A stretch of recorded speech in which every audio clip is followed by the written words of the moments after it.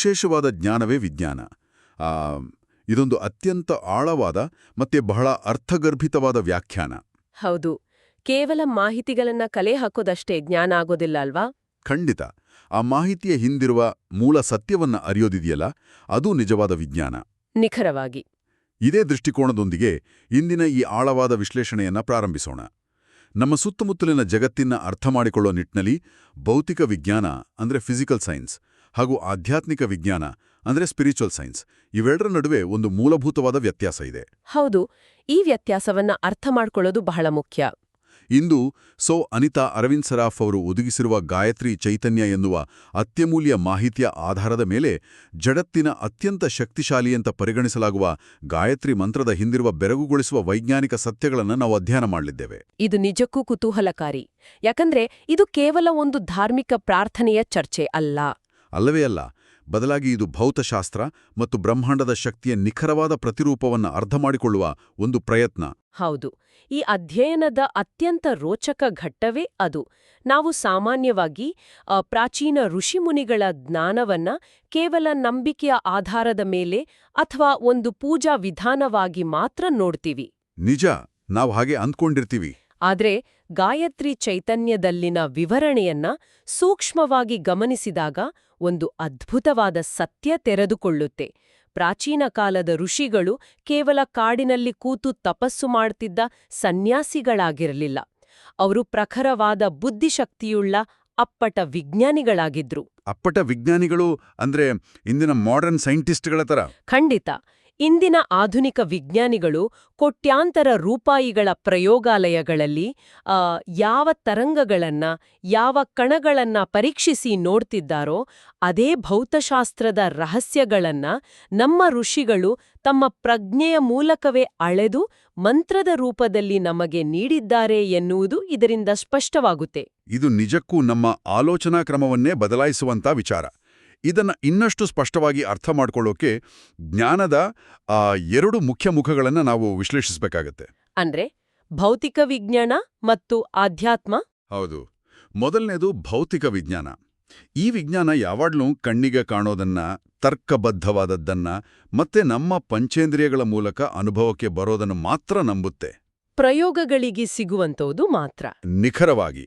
ಉದಾಹರಣೆಗೆ ಸೂಕ್ಷ್ಮದರ್ಶಕದ ಅಂದ್ರೆ ಮೈಕ್ರೋಸ್ಕೋಪ್ ಅಡಿಯಲ್ಲಿ ಕಾಣುವ ಜೀವಕೋಶಗಳನ್ನ ಅಥವಾ ದೂರದರ್ಶಕದ ಮೂಲಕ ಕಾಣುವ ಗ್ರಹಗಳನ್ನ ಮಾತ್ರ ಭೌತಿಕ ವಿಜ್ಞಾನ ಸತ್ಯ ಅಂತ ಒಪ್ಕೊಡುತ್ತೆ. ಇದು ಭೌತಿಕ ಸಾಕ್ಷ್ಯಗಳ ಮೇಲೆ ನಿಂತಿರೋ ಜ್ಞಾನ. ಆದ್ರೆ ಗಾಯತ್ರಿ ಚೈತನ್ಯದಲ್ಲಿ ವಿವರಿಸಿರುವಂತೆ ಈ ವಿಜ್ಞಾನದ ದೃಷ್ಟಿಕೋನ ಬಹಳ ಸೀಮಿತವಾದದ್ದು. ಸೀಮಿತವಾದದ್ದು ಅಂದ್ರೆ ಕೇವಲ ಕಣ್ಣಿಗೆ ಕಾಣುವ ಜಗತ್ತನ್ನ ಮಾತ್ರ ಅಧ್ಯಯನ ಮಾಡೋದ್ರಿಂದ ಆ ಜಗತ್ತಿನ ಮೂಲವನ್ನ ಅರಿಯೋಕೆ ಸಾಧ್ಯ ಆಗೋದಿಲ್ಲ. ಈ ವ್ಯತ್ಯಾಸವನ್ನ ನಾವು ಬಹಳ ಎಚ್ಚರಿಕೆಯಿಂದ ಗಮನಿಸಬೇಕು. ಹೌದು. ಕಣ್ಣಿಗೆ ಕಾಣುವ ಈ ಭೌತಿಕ ಜಗತ್ತಿಗೆ ಒಂದು ಮೂಲ ಕಾರಣ ಇದೆ. ಆ ಮೂಲ ಕಾರಣವಾದ ಆತ್ಮದ ಅಧ್ಯಯನವೇ ಆಧ್ಯಾತ್ಮ. ಭೌತಿಕ ವಿಜ್ಞಾನದ ಪರಿಧಿ ಸೀಮಿತವಾಗಿದೆ. ಯಾಕಂದ್ರೆ ಅದು ಕೇವಲ ಇಂದ್ರಿಯಗಳಿಗೆ ನಿಲುಕುವ ವಿಚಾರಗಳನ್ನ, ಅಂದ್ರೆ ಭೌತಿಕ ಉಪಕರಣಗಳಿಂದ ಅಳೆಯಬಹುದಾದದ್ದನ್ನ ಮಾತ್ರ ಪರಿಗಣಿಸುತ್ತೆ. ಉಪಕರಣಗಳಿಗೆ ಸಿಗದೇ ಇರೋದು ನಿಗೂ ಕಾಣದ ಆಯಾಮವೊಂದಿದೆ. ಆಧ್ಯಾತ್ಮಿಕ ವಿಜ್ಞಾನವು ಅಸೀಮ ಮತ್ತು ಅನಂತ. ಅದು ಕೇವಲ ತರ್ಕ ಅಲ್ಲ, ಅನುಭೂತಿಯಿಂದ ಕಂಡುಕೊಳ್ಳುವ ಸತ್ಯ. ವಿಜ್ಞಾನ ಭೌತಿಕ ಜ್ಞಾನದ ಪರಾಕಾಷ್ಠೆಯಾದ್ರೆ ಆಧ್ಯಾತ್ಮ ಆಂತರಿಕ ಜ್ಞಾನದ ಪರಾಕಾಷ್ಠೆ. ಬಹಳ ಅದ್ಭುತವಾಗಿ ವಿವರಿಸಿದ್ರಿ. ಈ ಹಿನ್ನೆಲೆಯಲ್ಲಿ ಗಾಯತ್ರಿ ಚೈತನ್ಯದಲ್ಲಿ ಒಂದು ಅತ್ಯಂತ ಸುಂದರವಾದ ಮತ್ತು ಆಳವಾದ ರೂಪಕವನ್ನು ನೀಡಲಾಗಿದೆ. ಅದೇನೆಂದರೆ, ವಿಜ್ಞಾನದಿಂದ ಬೆಂದು ಬಳಲಿದವರನ್ನು ಆಧ್ಯಾತ್ಮವು ಸಾವರಿಸಿ ಸಲಹುತ್ತದೆ ಅಂತ. ಆ ವಾಕ್ಯದ ಹಿಂದಿರುವ ಅರ್ಥ ಬಹಳ ಅಗಾಧವಾಗಿದೆ. ಹೌದು. ವಿಜ್ಞಾನದಿಂದ ಬೆಂದು ಬಳಲಿದವರನ್ನು ಆಧ್ಯಾತ್ಮವು ಸಾವರಿಸಿ ಸಲಹುತ್ತದೆ ಅಂದಾಗ ಅದು ಕೇವಲ ವಿಜ್ಞಾನದ ಟೀಕೆಯಲ್ಲ, ಬದಲಾಗಿ ಕೇವಲ ಭೌತಿಕ ಸಾಧನೆಗಳ ಹಿಂದೆ ಓಡಿ ಯಂತ್ರಗಳಂತೆ ಬದುಕಿ ಆಂತರಿಕವಾಗಿ ದಣಿದಾಗ ಮನುಷ್ಯನಿಗೆ ಅಂತಿಮವಾಗಿ ಬೇಕಾಗೋದು ಆಂತರಿಕ ಶಾಂತಿ, ಸೃಷ್ಟಿಯ ಮೂಲದೊಂದಿಗಿನ ಸಂಪರ್ಕ. ನಿಖರವಾಗಿ ಆ ಸಂಪರ್ಕವನ್ನ ಆಧ್ಯಾತ್ಮ ಒದಗಿಸುತ್ತೆ. ಈಗ ಈ ತಾತ್ವಿಕ ಹಿನ್ನೆಲೆಯಿಂದ ಭೌತಿಕ ಶರೀರದ ಕಡೆಗೆ ಬರೋಣ. ಗಾಯತ್ರಿ ಮಂತ್ರಕ್ಕೂ ಮತ್ತು ಮನುಷ್ಯನ ಭೌತಿಕ ದೇಹಕ್ಕೂ ಇರೋ ನೇರ ಸಂಬಂಧದ ಬಗ್ಗೆ ಗಾಯತ್ರಿ ಚೈತನ್ಯದಲ್ಲಿ ಉಲ್ಲೇಖಿಸಿರುವ ವಿಚಾರಗಳು ನಿಜಕ್ಕೂ ರೋಚಕವಾಗಿವೆ. ಹೌದು. ಗಾಯತ್ರಿ ಮಂತ್ರದ ಅಕ್ಷರಗಳ ಬಗ್ಗೆ. ಗಾಯತ್ರಿ ಮಂತ್ರವು ಒಟ್ಟು 24 ಅಕ್ಷರಗಳನ್ನು ಒಳಗೊಂಡಿದೆ ಮತ್ತೆ ಈ 24 ಅಕ್ಷರಗಳು ಮನುಷ್ಯನ ದೇಹದ ರಚನೆಯಲ್ಲಿರುವ 24 ತತ್ವಗಳಿಗೆ ನೇರವಾಗಿ ಸಂಬಂಧಿಸಿವೆ ಅಂತ ಹೇಳಲಾಗಿದೆ. ಇಲ್ಲಿ ಒಂದು ದೊಡ್ಡ ಪ್ರಶ್ನೆ ಮೂಡುತ್ತೆ. ಮಂತ್ರದ ಅಕ್ಷರಗಳು ನಮ್ಮ ದೇಹದ ತತ್ವಗಳಾಗಿ ಕೆಲಸ ಮಾಡೋದು ಹೇಗೆ? ಇದು ಈ ಇಡೀ ಅಧ್ಯಯನದ ಅತ್ಯಂತ ಪ್ರಮುಖ ತಿರುವು. ಆ 24 ತತ್ವಗಳು ಕೇವಲ ಸಾಂಕೇತಿಕವಾಗಿ ಹೇಳಿದ ಮಾತುಗಳಲ್ಲ. ಅವು ತರಂಗಮಾನ ಅಥವಾ ಅಲೆಯಳತೆಯ ವೇವ್ಲೆಂಗ್ತ್ ರೂಪದಲ್ಲಿ ನಮ್ಮ ದೇಹದಲ್ಲಿ ನಿರಂತರವಾಗಿ ಕೆಲಸ ಮಾಡುತ್ತವೆ. ವೇವ್ಲೆಂಗ್ತ್ಗಳಾಗಿ? ಹೌದು. ಪ್ರತಿಯೊಬ್ಬ ಮನುಷ್ಯನ ಶರೀರವು ಈ 24 ತತ್ವಗಳ ನಿರ್ದಿಷ್ಟ ತರಂಗಗಳಿಂದಲೇ ಕಂಪನಗಳಿಂದಲೇ ರಚಿಸಲ್ಪಟ್ಟಿದೆ. ಆಧುನಿಕ ಕ್ವಾಂಟಮ್ ಭೌತಶಾಸ್ತ್ರವು ಇದನ್ನೇ ಹೇಳುತ್ತೆ. ಕಣ್ಣಿಗೆ ಕಾಣುವ ಯಾವುದೇ ಘನವಸ್ತುವು ಮೂಲತಃ ಅದೃಶ್ಯವಾದ ತರಂಗಗಳ ಅಥವಾ ಕಂಪನಗಳ ಗುಂಪಾಗಿದೆ ಅಂತ. ಇದನ್ನ ಆಧ್ಯಾತ್ಮಿಕವಾಗಿ ಹೇಗೆ ಅರ್ಥ ಮಾಡ್ಕೊಳ್ಳೋದು? ನಿರ್ಗುಣ ಮತ್ತು ನಿರಾಕಾರವಾಗಿದೆ. ಅದಕ್ಕೆ ಯಾವುದೇ ಗುಣಗಳಾಗಲಿ ಆಕಾರವಾಗಲಿ ಬಣ್ಣವಾಗಲಿ ಇಲ್ಲ. ಕೇವಲ ಒಂದು ಶುದ್ಧ ಶಕ್ತಿ ಅಥವಾ ಪ್ರಜ್ಞೆ. ಆ ನಿರ್ಗುಣ ಮತ್ತು ನಿರಾಕಾರವಾದ ಪರಬ್ರಹ್ಮದಿಂದಲೇ ಸೃಷ್ಟಿಸಲ್ಪಟ್ಟ ಈ ಮನುಷ್ಯನ ದೇಹ ಈಗ ಸ್ಥೂಲವಾಗಿ, ಸಗುಣವಾಗಿ ಮತ್ತು ನಿರ್ದಿಷ್ಟವಾದ ಸಾಕಾರವಾಗಿ ರೂಪುಗೊಂಡಿದೆ. ಅಂದ್ರೆ ಶಕ್ತಿ ಸ್ವರೂಪದಲ್ಲಿ ಕೇವಲ ಅಲೆಗಳಾಗಿದ್ದ ಆ ತತ್ವಗಳು ಒಂದು ನಿರ್ದಿಷ್ಟ ಆವರ್ತನದಲ್ಲಿ ಒಗ್ಗೂಡಿ ಈಗ ಕಣ್ಣಿಗೆ ಕಾಣುವ, ಸ್ಪರ್ಶಕ್ಕೆ ಸಿಗುವ ಈ ಭೌತಿಕ ಶರೀರವಾಗಿದೆ. ಸಂಪೂರ್ಣವಾಗಿ ಸತ್ಯ. ಈಗ ಗಾಯತ್ರಿ ಚೈತನ್ಯದ ಮೂಲ ಸಿದ್ಧಾಂತವನ್ನ ಗಮನಿಸಿದ್ರೆ, ಸೃಷ್ಟಿಯ ನಿಯಮದಂತೆ ಈ ಸ್ಥೂಲ ದೇಹ ಎಂದಿಗೂ ಶಾಶ್ವತ ಅಲ್ಲ. ಅದು ಮತ್ತೆ ತನ್ನ ಮೂಲವನ್ನ ಆ ನಿರ್ಗುಣ ನಿರಾಕಾರವಾದ ಪರಬ್ರಹ್ಮವನ್ನ ಸೇರ್ಲೇಬೇಕು. ಖಂಡಿತ ಸೇರ್ಲೇಬೇಕು. ಜೀವವು ಸೂಕ್ಷ್ಮದಿಂದ ಸ್ಥೂಲಕ್ಕೆ ಬಂದಿದೆ. ಈಗ ಈ ಸ್ಥೂಲದಿಂದ ಈ ಮಿತಿಯುಳ್ಳ ದೇಹದಿಂದ ಮತ್ತೆ ಅನಂತವಾದ ಸೂಕ್ಷ್ಮಕ್ಕೆ ಮರಳಲು ಗಾಯತ್ರಿ ಮಂತ್ರವೇ ಸರ್ವಶ್ರೇಷ್ಠ ಮಾರ್ಗ ಅಂತ ಉಲ್ಲೇಖಿಸಲಾಗಿದೆ. ಆದರೆ ಕೇವಲ ಕೆಲವು ಅಕ್ಷರಗಳನ್ನು ಉಚ್ಚರಿಸೋದ್ರಿಂದ ಈ ಸ್ಥೂಲ ದೇಹ ಸೂಕ್ಷ್ಮ ಸ್ಥಿತಿಗೆ ತಲುಪೋಕೆ ಹೇಗೆ ಸಾಧ್ಯ? ಅದರ ಹಿಂದಿನ ಕಾರ್ಯವಿಧಾನ ಅಥವಾ ಆ ಮೆಕ್ಯಾನಿಸಮ್ ಏನು? ಆ ಮೆಕ್ಯಾನಿಸಮ್ ಅನ್ನ ನಾವು ತಪಸ್ಸು ಎನ್ನುವ ಪದದ ಮೂಲಕ ಅರ್ಥ ಮಾಡಿಕೊಳ್ಬೇಕು. ತಪಸ್ಸು ಕಣ್ಣು ಮುಚ್ಕೊಂಡು? ಅದೇ, ತಪಸ್ಸು ನಾವು ಸಾಮಾನ್ಯವಾಗಿ ಭಾವಿಸುವಂತೆ ಕಾಡಿನಲ್ಲಿ ಕೇವಲ ಕಣ್ಣು ಮುಚ್ಚಿ ಕೂರುವುದಲ್ಲ. ಅದೊಂದು ಅಗಾಧವಾದ ಶಕ್ತಿಯನ್ನ ಉತ್ಪಾದಿಸುವ ಅತ್ಯಂತ ಕರಾರುವಕ್ಕಾದ ವೈಜ್ಞಾನಿಕ ಪ್ರಕ್ರಿಯೆ. ಅದು ಹೇಗೆ ಕೆಲಸ ಮಾಡುತ್ತೆ? ಗಾಯತ್ರಿ ಮಂತ್ರದ ಸಾರಥ್ಯದಿಂದ ಸಾಧಕನು ತಪಸ್ಸನ್ನ ಮಾಡಿದಾಗ, ಆ 24 ಅಕ್ಷರಗಳ ನಿರ್ದಿಷ್ಟ ತರಂಗಮಾನಗಳನ್ನ, ವೇವ್ಲೆಂತ್ಗಳನ್ನ ಶರೀರದಲ್ಲಿ ಸೃಷ್ಟಿಸಿದಾಗ ದೇಹದಲ್ಲಿ ಒಂದು ತೀವ್ರವಾದ ಶಾಖ ಅಥವಾ ಸೂಕ್ಷ್ಮ ಅಗ್ನಿ ಉತ್ಪತ್ತಿಯಾಗುತ್ತೆ. ಭೌತಶಾಸ್ತ್ರದಲ್ಲಿ ಘರ್ಷಣೆಯಿಂದ ಹೇಗೆ ಉಷ್ಣಾಂಶ ಉತ್ಪತ್ತಿಯಾಗುತ್ತೋ ಹಾಗೆ? ಹೌದು, ಭೌತಶಾಸ್ತ್ರದ ನಿಯಮದಂತೆಯೇ ಮಂತ್ರದ ನಿರಂತರವಾದ ಜಪದಿಂದ ಶಬ್ದ ತರಂಗಗಳು ದೇಹದ ಒಳಗೆ ಒಂದು ದೈವಿಕ ಶಾಖವನ್ನ ಹುಟ್ಟುಹಾಕುತ್ತವೆ. ಈ ಶಾಖ ದೈಹಿಕ ಮಟ್ಟದಲ್ಲಿರುವ ಕಲ್ಮಶಗಳನ್ನ, ರೋಗರುಜಿನಗಳನ್ನ ಸುಟ್ಟು ಹಾಕುತ್ತೆ. ಇದು ಕೇವಲ ಭೌತಿಕ ದೇಹಕ್ಕೆ ಮಾತ್ರ ಸೀಮಿತ ಅಲ್ಲ. ಮಾನಸಿಕ ಮಟ್ಟದಲ್ಲೂ ಕೆಲಸ ಮಾಡುತ್ತಾ? ಖಂಡಿತ. ಮಾನಸಿಕ ಮಟ್ಟದಲ್ಲಿನ ಅಜ್ಞಾನವನ್ನ, ನಮ್ಮ ಸೂಕ್ಷ್ಮ ಶರೀರದಲ್ಲಿ ಅಡಗಿರುವ ಅಹಂಕಾರ ಮತ್ತು ಅಜ್ಞಾನವನ್ನ ಕೂಡ ಈ ಅಗ್ನಿ ಸಂಪೂರ್ಣವಾಗಿ ನಾಶ ಮಾಡುತ್ತೆ. ದೈಹಿಕ ಕಲ್ಮಶ ಮತ್ತೆ ಮಾನಸಿಕ ಅಜ್ಞಾನ ಎರಡನ್ನೂ ಏಕಕಾಲದಲ್ಲಿ ಸುಟ್ಟು ಹಾಕುವ ಈ ಶಾಖದ ಪ್ರಕ್ರಿಯೆ ನಿಜಕ್ಕೂ ಬೆರುಗುಗೊಳಿಸುವಂತಿದೆ. ಇಲ್ಲಿಯೇ ಭೌತಶಾಸ್ತ್ರದ ಅತ್ಯಂತ ಮಹತ್ವದ ನಿಯಮವೊಂದು ಈ ಆಧ್ಯಾತ್ಮಿಕ ಪ್ರಕ್ರಿಯೆಯೊಂದಿಗೆ ನೇರವಾಗಿ ಬೆಸೆದುಕೊಳ್ಳುವುದನ್ನು ನಾವು ಕಾಣಬಹುದು. ಹೌದು, ಇದು ವಿಜ್ಞಾನ ಮತ್ತು ಆಧ್ಯಾತ್ಮದ ಸಮ್ಮಿಲನ. ಗಾಯತ್ರಿ ಚೈತನ್ಯದಲ್ಲಿ ವಿವರಿಸಿರುವ ಆ ಒಂದು ನಿರ್ದಿಷ್ಟ ಅಂಶ ಈ ಇಡೀ ವಿಶ್ಲೇಷಣೆಯ ಅತ್ಯಂತ ರೋಚಕವಾದ ಭಾಗ ಅಂತ ಹೇಳ್ಬೋದು. ವಸ್ತುವಿನ 3 ಅವಸ್ಥೆಗಳಿಗೂ ಸ್ಟೇಟ್ಸ್ ಆಫ್ ಮ್ಯಾಟರ್ ಮತ್ತು ಗಾಯತ್ರಿ ಮಂತ್ರದ ವ್ಯಾಹೃತಿಗಳಿಗೂ ಇರೋ ನಿಖರವಾದ ಸಂಬಂಧ. ಹೌದು, ಭೂರ್ ಭುವಃ ಸ್ವಃ ಅಂತ ನಾವೇನ್ ಹೇಳ್ತೀವಿ, ನಿಖರವಾಗಿ ಗಾಯತ್ರಿ ಮಂತ್ರದ ಆರಂಭದಲ್ಲಿ ಬರುವ ಆ ಭೂರ್ಭುವಃ ಸ್ವಃ ಅನ್ನೋ ಪದಗಳು ಕೇವಲ ಸಾಲಂಕೃತ ಪದಗಳಲ್ಲ. ಅವು ಸೃಷ್ಟಿಯಲ್ಲಿನ ವಸ್ತುವಿನ 3 ಪ್ರಮುಖ ಅವಸ್ಥೆಗಳನ್ನು ಪ್ರತಿನಿಧಿಸುತ್ತವೆ. ಇದು ಆಧುನಿಕ ವಿಜ್ಞಾನ ಮತ್ತೆ ಪ್ರಾಚೀನ ಜ್ಞಾನದ ನಡುವಿನ ಅತ್ಯಂತ ಸ್ಪಷ್ಟವಾದ ಕೊಂಡಿ. ಗಾಯತ್ರಿ ಚೈತನ್ಯದಲ್ಲಿ ಅತ್ಯಂತ ಕರಾರೂಗವಾಗಿ ಉಲ್ಲೇಖಿಸಿರುವಂತೆ ಭೌತಶಾಸ್ತ್ರದಲ್ಲಿ ನಾವು ವಸ್ತುವಿನ 3 ಮುಖ್ಯ ಅವಸ್ಥೆಗಳನ್ನ ಕಾಣ್ತೀವಿ.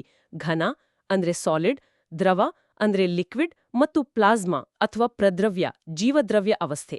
ಈ 3 ಅವಸ್ಥೆಗಳನ್ನ ಗಾಯತ್ರಿ ಮಂತ್ರಕ್ಕೆ ಹೇಗೆ ಅನ್ವಯಿಸಬಹುದು? ಈಗ ಈ 3 ಭೌತಿಕ ಅವಸ್ಥೆಗಳನ್ನ ಗಾಯತ್ರಿ ಮಂತ್ರದ ವ್ಯಾಹೃತಿಗಳಿಗೆ ಅನ್ವಯಿಸಿ ನೋಡೋಣ. ಮಂತ್ರದಲ್ಲಿ ಬರುವ ಭೂ ಎನ್ನುವ ಪದ ಘನ ಅವಸ್ಥೆಯನ್ನ ಅಂದ್ರೆ ಸಾಲಿಡ್ ಸ್ಟೇಟನ್ನ ಪ್ರತಿನಿಧಿಸುತ್ತೆ. ಅಂದ್ರೆ ಭೂ ಘನವಸ್ತು. ಹೌದು. ಭುವ ಎನ್ನುವುದು ದ್ರವ ಅವಸ್ಥೆಯನ್ನ ಅಂದ್ರೆ ಲಿಕ್ವಿಡ್ ಸ್ಟೇಟನ್ನ ಸೂಚಿಸುತ್ತೆ ಮತ್ತು ಸ್ವ ಎನ್ನುವುದು ಪ್ಲಾಸ್ಮಾ ಜೀವದ್ರವ್ಯ ಅಥವಾ ಪ್ರದ್ರವ್ಯ ಅವಸ್ಥೆಯನ್ನ ಅಂದ್ರೆ ಚಾರ್ಜ್ಡ್ ಗ್ಯಾಸಸ್ ಸ್ಟೇಟನ್ನ ಸ್ಪಷ್ಟವಾಗಿ ವಿವರಿಸುತ್ತೆ. ಒಂದು ನಿಮಿಷ. ಪ್ಲಾಸ್ಮಾ ಅವಸ್ಥೆ ನಮಗೆ ಘನ ಮತ್ತು ದ್ರವ ಅವಸ್ಥೆಗಳ ಬಗ್ಗೆ ಸುಲಭವಾಗಿ ಅರ್ಥ ಆಗುತ್ತೆ. ಆದರೆ ಪ್ಲಾಸ್ಮಾ ಅಂದ್ರೆ ವಿಜ್ಞಾನದಲ್ಲಿ ಅದು ಅತಿ ಹೆಚ್ಚು ಉಷ್ಣಾಂಶವನ್ನ ಹೊಂದಿರುವ ಎಲೆಕ್ಟ್ರಾನ್ಗಳನ್ನ ಕಳ್ಕೊಂಡ ಅನಿಲದ ಸ್ಥಿತಿ. ಸೂರ್ಯನಂತಹ ನಕ್ಷತ್ರಗಳಲ್ಲಿ ಈ ಪ್ಲಾಸ್ಮಾ ಅವಸ್ಥೆ ಇರುತ್ತೆ ಅಂತ ನಾವು ಓದಿದ್ದೀವಿ. ಗಾಯತ್ರಿ ಮಂತ್ರವನ್ನ ಪಠಿಸೋದ್ರಿಂದ ದೇಹದೊಳಗೆ ಈ ಘನ, ದ್ರವ ಮತ್ತು ಅಂತಿಮವಾಗಿ ಪ್ಲಾಸ್ಮಾ ಅವಸ್ಥೆಯ ಪರಿವರ್ತನೆ ಹೇಗೆ ನಡೆಯುತ್ತೆ? ಬಹಳ ಸೂಕ್ತವಾದ ಪ್ರಶ್ನೆ ಇದು. ನಾವು ಹಿಂದೆಯೇ ಚರ್ಚಿಸಿದಂತೆ ಗಾಯತ್ರಿ ಮಂತ್ರದ ತಪಸ್ಸಿನಿಂದ ದೇಹದಲ್ಲಿ ಒಂದು ಸೂಕ್ಷ್ಮ ಅಗ್ನಿ ಅಥವಾ ಶಾಖ ಬಿಡುಗಡೆಯಾಗುತ್ತೆ. ಈ ದೈವಿಕ ಶಾಖ ಮೊದಲು ಮನುಷ್ಯನ ಘನವಾದ ಜಡವಾದ ತತ್ವಗಳನ್ನ ಅಂದ್ರೆ ಶರೀರದ ಕಲ್ಮಶಗಳನ್ನ ಮತ್ತೆ ಮುಂಡುತನವನ್ನ ಕರಗಿಸಿ ದ್ರವವನ್ನಾಗಿ ಮಾಡುತ್ತೆ. ಅಂದ್ರೆ ಭೂಯಿಂದ ಭುವ ಅವಸ್ಥೆಗೆ. ಹೌದು. ದ್ರವ ಹರಿಯುವ ಗುಣವನ್ನ ಹೊಂದಿದೆ. ಇದು ಮನಸ್ಸಿನ ನಮ್ಯತೆಯನ್ನ ಅಥವಾ ಹೊಂದಿಕೊಳ್ಳುವಿಕೆಯನ್ನ ಸೂಚಿಸುತ್ತೆ. ತದನಂತರ ಮಂತ್ರದ ನಿರಂತರ ಘರ್ಷಣೆ ಮತ್ತು ಶಾಖದಿಂದ ಈ ದ್ರವ ಅವಸ್ಥೆ ಮತ್ತಷ್ಟು ಸೂಕ್ಷ್ಮವಾಗಿ ಪ್ಲಾಸ್ಮಾ ಅಥವಾ ಪ್ರದ್ರವ್ಯ ಅವಸ್ಥೆಗೆ ಪರಿವರ್ತನೆಗೊಳ್ಳುತ್ತೆ. ಇದೇ ಆ ಸ್ವ ಅವಸ್ಥೆ? ಹೌದು. ಇದೇ ಆ ಜೀವದ್ರವ್ಯ ಅವಸ್ಥೆ. ಎಲ್ಲಿಂದ ಜೀವಧಾರಣೆ ಆಗಿದೆಯೋ ಮತ್ತು ಎಲ್ಲಿಗ ಜೀವವು ಮರಳಬೇಕಾಗಿದೆಯೋ ಆ ಮೂಲ ಸ್ಥಿತಿ. ಭೌತಿಕ ಶರೀರವನ್ನ ಮೀರಿದ ಕೇವಲ ಶುದ್ಧ ಶಕ್ತಿಯಾಗಿ ಪ್ರಜ್ಞೆಯಾಗಿ ನಿಲ್ಲುವ ಸ್ಥಿತಿಯೇ ಈ ಪ್ಲಾಸ್ಮಾ ಅವಸ್ಥೆ. ಈ ಅವಸ್ಥೆಯ ಮೂಲಕವೇ ಜೀವಾತ್ಮವು ಪರಬ್ರಹ್ಮನಲ್ಲಿ ಐಕ್ಯವಾಗಬೇಕಿರೋದು ಅನ್ನೋದನ್ನ ಗಾಯತ್ರಿ ಚೈತನ್ಯ ಬಹಳ ಸ್ಪಷ್ಟವಾಗಿ ಅರುಹುತ್ತೆ.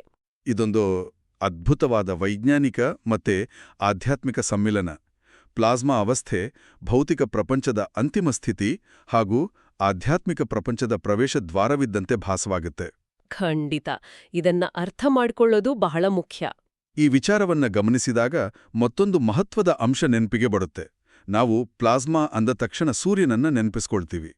ಪ್ರತ್ಯಕ್ಷ ದೇವನಾದ ಸೂರ್ಯನಾರಾಯಣನು ಇರೋದು ಕೂಡ ಇದೇ ಪ್ಲಾಸ್ಮಾ ಅವಸ್ಥೆಯಲ್ಲಿ ಅಲ್ವಾ? 100% ಸತ್ಯ. ಸೂರ್ಯನ ಅಸ್ತಿತ್ವವಿರೋದೇ ಈ ಪ್ಲಾಸ್ಮಾ ಅಥವಾ ಪ್ರದ್ರವ್ಯಾವಸ್ಥೆಯಲ್ಲಿ. ಕಣ್ಣಿಗೆ ಕಾಣುವ ಭೌತಿಕ ಸೂರ್ಯ ಕೇವಲ ಒಂದು ಮಾಧ್ಯಮ. ಆದರೆ ಆ ಸೂರ್ಯನಿಗೆ ಬೆಳಕು, ಅಗಾಧವಾದ ಶಾಖ ಮತ್ತು ಪ್ರಾಣವನ್ನ ನೀಡುವ ಆ ಸೂರ್ಯನ ಹಿಂದಿರುವ ಮೂಲ ಶಕ್ತಿಯೇ ಗಾಯತ್ರಿ ಮಂತ್ರದ ಅಧಿದೇವತೆಯಾದ ಸವಿತಾ. ಅಂದ್ರೆ ಸವಿತಾ ಅನ್ನೋದು ಕೇವಲ ಒಂದು ದೇವತೆಯ ಹೆಸರಲ್ಲ. ಖಂಡಿತ ಅಲ್ಲ. ವಿಜ್ಞಾನ ಸೂರ್ಯನನ್ನ ಕೇವಲ ಉರಿತಿರುವ ಅನಿಲಗಳ ಗೋಳ ಅಂತ ನೋಡಿದ್ರೆ, ಆಧ್ಯಾತ್ಮಿಕ ವಿಜ್ಞಾನ ಅದರ ಹಿಂದಿರುವ ಸವಿತಾ ಎನ್ನುವ ಚೈತನ್ಯವನ್ನ ಗುರ್ತಿಸುತ್ತೆ. ಸವಿತಾ ಇಡೀ ಬ್ರಹ್ಮಾಂಡದ ಚೈತನ್ಯ ಮತ್ತು ಪ್ರಜ್ಞಾಸಾಗರ. ಆ ಅಗೋಚರ ಪ್ರಜ್ಞಾಸಾಗರವೇ ನಮ್ಮ ಕಣ್ಣಿಗೆ ಕಾಣುವ ಭೌತಿಕ ಸೂರ್ಯನಿಗೆ ನಿರಂತರವಾಗಿ ಶಕ್ತಿಯನ್ನ ಪೂರೈಸ್ತಿರುವುದು. ಅಂದ್ರೆ ನಾವು ಮುಂಜಾನೆ ಎದ್ದು ನೋಡುವ ಸೂರ್ಯ ಒಂದು ಭೌತಿಕ ಸ್ವರೂಪ, ಒಂದು ಹಾರ್ಡ್ವೇರ್ ಇದ್ದಂತೆ. ಹೌದು. ಆದರೆ ಆ ಹಾರ್ಡ್ವೇರ್ ಅನ್ನ ನಡೆಸ್ತಿರುವ, ಇಡೀ ಜಗತ್ತಿಗೆ ಪ್ರಾಣವನ್ನ ತುಂಬುತ್ತಿರುವ ಆ ಸಾಫ್ಟ್ವೇರ್, ಆ ಅಗೋಚರ ಶಕ್ತಿಯೇ ಗಾಯತ್ರಿ ಮಂತ್ರದ ಅಧಿದೇವತೆಯಾದ ಸವಿತಾ. ನಿಖರವಾದ ಹೋಲಿಕೆ. ಗಾಯತ್ರಿ ಮಂತ್ರ ನೇರವಾಗಿ ಶಕ್ತಿ, ಶಾಖ ಮತ್ತು ಬೆಳಕಿಗೆ ಸಂಬಂಧಿಸಿರುವುದರಿಂದಲೇ ಇದನ್ನು ತೇಜತತ್ವದ ಉಪಾಸನೆ ಅಂತ ಕರೆಯಲಾಗುತ್ತೆ. ಇದೊಂದು ಸಾಮಾನ್ಯ ಪ್ರಾರ್ಥನೆ ಅಲ್ಲ, ಬದಲಾಗಿ ಅಪ್ಪಟ ತಪಸ್ಸಿನ ಮಂತ್ರ. ಹೌದು. ಈ ಎಲ್ಲಾ ಆಳವಾದ ವಿಶ್ಲೇಷಣೆಯ ಸಾರಾಂಶವನ್ನ ನಾವು ಕ್ರೋಢೀಕರಿಸಿ ನೋಡೋದಾದ್ರೆ ಒಂದು ಸ್ಪಷ್ಟವಾದ ಚಿತ್ರಣ ದೊರೆಯುತ್ತೆ. ಒಬ್ಬ ಸಾಧಕ ಯಾವುದೇ ರೀತಿಯ ಆಧ್ಯಾತ್ಮಿಕ ಅಭ್ಯಾಸವನ್ನ ಅಥವಾ ಧ್ಯಾನವನ್ನ ಮಾಡ್ತಿರ್ಲಿ, ಗಾಯತ್ರಿ ಮಂತ್ರವನ್ನ ಅದಕ್ಕೆ ಜೋಡಿಸಿದಾಗ ಆ ಮಂತ್ರ ಆ ಸಾಧನೆಯನ್ನ ಅತ್ಯಂತ ವೇಗಗೊಳಿಸುತ್ತೆ ಅಥವಾ ಚುರುಕುಗೊಳಿಸುತ್ತೆ. ಅಂದ್ರೆ ಸಾಧನೆಗೆ ಒಂದು ವೇಗವರ್ಧಕ ಇದ್ದಾಗೆ. ಹೌದು.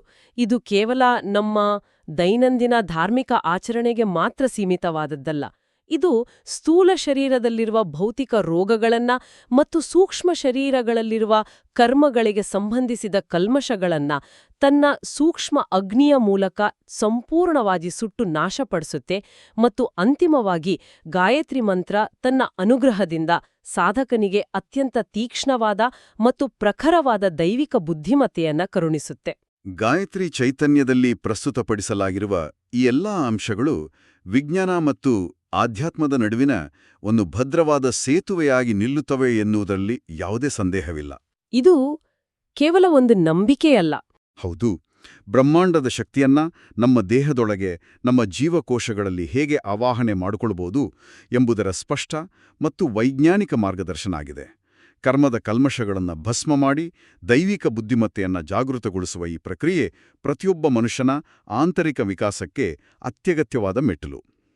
ಹೌದು, ಈ ಸುದೀರ್ಘವಾದ ಮತ್ತು ಕುತೂಹಲಕಾರಿ ಅಧ್ಯಯನದ ಅಂತಿಮ ಹಂತದಲ್ಲಿ ನಾವೆಲ್ಲರೂ ಒಂದು ಆಳವಾದ ಆಲೋಚನೆಗೆ ನಮ್ಮನ್ನ ಒಡ್ಡಿಕೊಳ್ಳುವುದು ಅತ್ಯಂತ ಅವಶ್ಯಕವಾಗಿದೆ.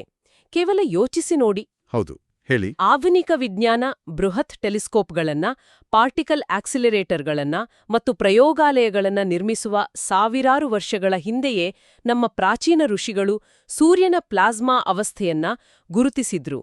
ಮನುಷ್ಯನ ದೇಹದ ರಚನೆಗೂ ಬ್ರಹ್ಮಾಂಡದ ತರಂಗಮಾನಗಳಿಗೂ ಅಂದ್ರೆ ವೇವ್ಲೆಂತ್ಗಳಿಗೂ ಇರೋ ನಿಖರವಾದ ಸಂಬಂಧವನ್ನ ಕೇವಲ ತಮ್ಮ ಪ್ರಜ್ಞೆಯ ಮೂಲಕ ಯಾವುದೇ ಬಾಹ್ಯ ಉಪಕರಣಗಳಿಲ್ಲದೆ ಅಳೆಯಲು ಅವರಿಗೆ ಸಾಧ್ಯವಾಗಿತ್ತು. ಇದು ಹೇಗೆ ಸಾಧ್ಯವಾಯಿತು ಎನ್ನುವುದು ಇಂದಿಗೂ ಬೆರಗು ಹುಟ್ಟಿಸುವ ವಿಚಾರ. ಇದನ್ನೇ ಗಮನಿಸಿದಾಗ ನಮ್ಮೊಳಗೆ ಏನೆಲ್ಲ ಅಡಗಿರಬಹುದು ಅನ್ನೋ ಪ್ರಶ್ನೆ ಮೂಡೋದು ಸಹಜ. ಸಾವಿರಾರು ವರ್ಷಗಳ ಹಿಂದೆಯೇ ಕೇವಲ ಅಂತರಂಗದ ಶೋಧನೆಯಿಂದ ಬ್ರಹ್ಮಾಂಡದ ವೇವ್ಲೆಂತ್ಗಳನ್ನ ಅಳೆಯಲು ಸಾಧ್ಯವಾಗಿತ್ತು ಅಂದ್ರೆ ನಮ್ಮೆಲ್ಲರ ಮನಸ್ಸಿನ ಆಳದಲ್ಲಿ ಇನ್ನೆಷ್ಟೋ ಅಗೋಚರ ರಹಸ್ಯ ಆಯಾಮಗಳು ಸರಿಯಾದ ತರಂಗಕ್ಕೆ ಅಥವಾ ಕಂಪನಕ್ಕೆ ತೆರೆದುಕೊಳ್ಳಲು ಕಾಯುತ್ತಿರಬಹುದು. ಖಂಡಿತ. ಇದು ನಮ್ಮನ್ನ ನಾವು ಪ್ರಶ್ನಿಸಿಕೊಳ್ಬೇಕಾದ ಒಂದು ವಿಚಾರ. ವಿಜ್ಞಾನ ಕೇವಲ ಭೌತಿಕ ಜಗತ್ತನ್ನ ಅಳೆಯುತ್ತಲೇ ಮುನ್ನಡೆಯುತ್ತಿದೆ. ಆದರೆ ಆಧ್ಯಾತ್ಮ ನಮ್ಮನ್ನೇ ನಾವು ಅಳೆಯುವ, ನಮ್ಮ ಮಿತಿಯನ್ನ ವಿಸ್ತರಿಸುವ ಸಾಧನವಾಗಿದೆ. ವಿಜ್ಞಾನ ಮತ್ತು ಆಧ್ಯಾತ್ಮದ ಈ ಅನಂತ ಪಯಣದಲ್ಲಿ ನಾವು ಅರ್ಥ ಮಾಡಿಕೊಳ್ಳಬೇಕಾದ್ದು, ಹುಡುಕಬೇಕಾದ್ದು ಇನ್ನೂ ಬಹಳಷ್ಟಿದೆ. ಸೌ ಅನಿತಾ ಅರವಿಂದ್ ಸರಾಫ್ ಅವರು ಒದಗಿಸಿರುವ ಗಾಯತ್ರಿ ಚೈತನ್ಯದ ಆಧಾರದ ಮೇಲೆ ನಡೆದ ಈ ಆಳವಾದ ವಿಶ್ಲೇಷಣೆ ನಮ್ಮ ಆಲೋಚನೆಗೆ ಹೊಸ ಹರವುಗಳನ್ನ ಖಂಡಿತವಾಗಿಯೂ ಒದಗಿಸಿದೆ. ಜ್ಞಾನದ ಕಡೆಗಿನ ಈ ನಿರಂತರ ಹುಡುಕಾಟ ಮತ್ತು ಕುತೂಹಲ ಹೀಗೇ ಮುಂದುವರಿಯಲಿ. ಶುಭವಾಗಲಿ.